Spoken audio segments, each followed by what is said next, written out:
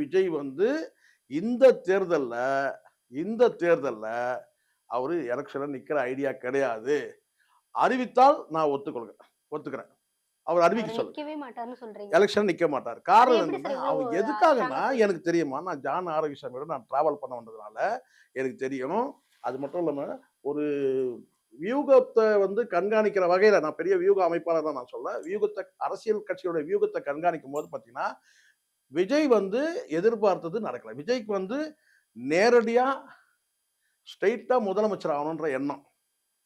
இப்போ விஜய பொறுத்தவரைக்கும் நீங்க குறைஞ்சபட்சம் நீங்க வந்து 2வது பிளேஸ்க்கு தள்ளப்பட்டீங்கன்னா, 2வது பிளேஸ்க்கு தள்ளப்பட்டால், விஜய் களத்தில போட்டியிட்டு, விஜய் 2வது இடத்துக்குன்னா நான் ஏதோ பெரம்பூர் தொகுதியில நான் சொல்லல. ஒட்டுமொத்த டிவிகேவும் 2வது இடத்துக்கு வந்து தள்ளப்பட்டால் கூட பரவால்ல. அடுத்தது நீங்க முன்னேறலாம்னு சொல்லலாம். 31ல முன்னேறலாம்னு சொல்லலாம். சரிங்களா? இதுக்கிடையில 29 பார்லிமென்ட் எலக்ஷன்லாம் இருக்கு. ஆனால் 3வது இடத்துக்கு நீங்க தள்ளப்பட்டீங்கன்னா, அதோட உங்களுடைய அரசியல் வாழ்க்கை இந்த முதலமைச்சர் கனவுன்றது முடிஞ்சிருச்சு. முதலமைச்சர் கனவு முடிஞ்சிருச்சு. அப்ப விஜய் என்ன நினைப்பாருன்னா, இந்த தேர்தல்ல களத்துல வந்து நம்ம போட்டியிட வேண்டாம். கட்சி களத்துல இருக்கட்டும். கட்சி களத்துல இருக்கட்டும்.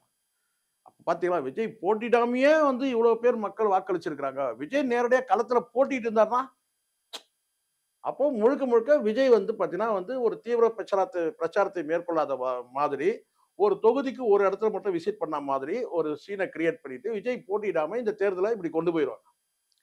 அடுத்த தேர்தல் இத ஆழம் பார்க்கிறது. அடுத்த தேர்தல்ல பார்த்துக்கலாம்னு சொல்லிட்டு அதனால விஜய் போட்டியிடுறதுக்கு 99.9% வாய்ப்பே கிடையாது. யார் சொன்னாலும் நம்பாதீங்க. விஜய் டிக்ளேர் பண்ணிட்டோம்.